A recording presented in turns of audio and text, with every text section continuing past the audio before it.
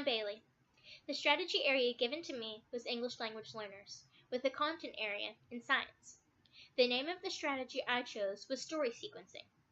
The typical steps for story sequencing are that the students are read a book and then they tell the story in order using pictures that were either provided or drawn. The strength of the strategy is that it is designed for individuals, small groups, or a whole class, making this the ideal strategy to fit with any lesson. This strategy is also great because it allows students who are not strong English speakers to be able to follow by looking at the pictures being used to sequence. The example I'm using is the Oreo moon phases project. The teacher that I observed last semester did this, and it worked really well with her English language learner students.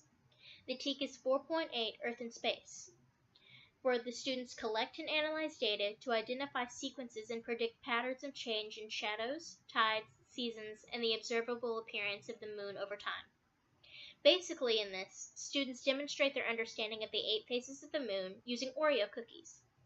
They also communicate with others in their group by creating an acceptable description of each moon phase, such as when it occurs.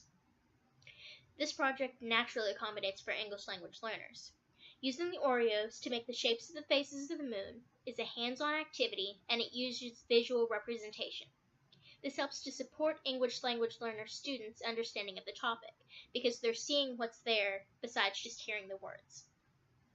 What you need are 8 Oreos, your moon phases template, and a plastic knife.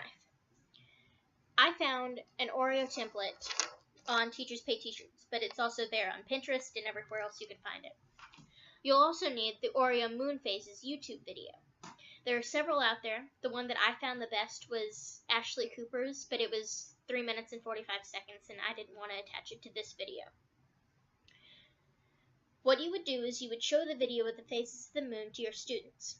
Then afterwards explain to them that they're going to do the same thing with their Oreos and match it with the corresponding phase name.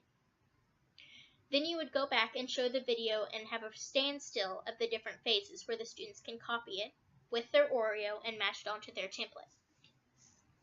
So, for instance, your first one, which is the full moon, is just the Oreo that's pulled off the top and you leave all of the cream filling. Then you'd move on to your next one, which is a waning gibbous, and you just pull off the tiniest little bit on the edge. Then you have your waning half moon, which you cut it a little bit in half.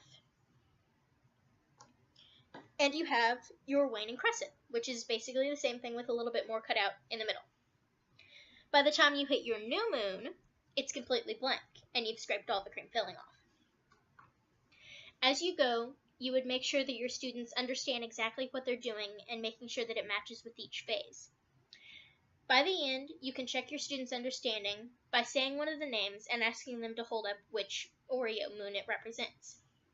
This strategy is appropriate for their grade and for English language learners because the students can see what each phase looks like in the sequence that it occurs in.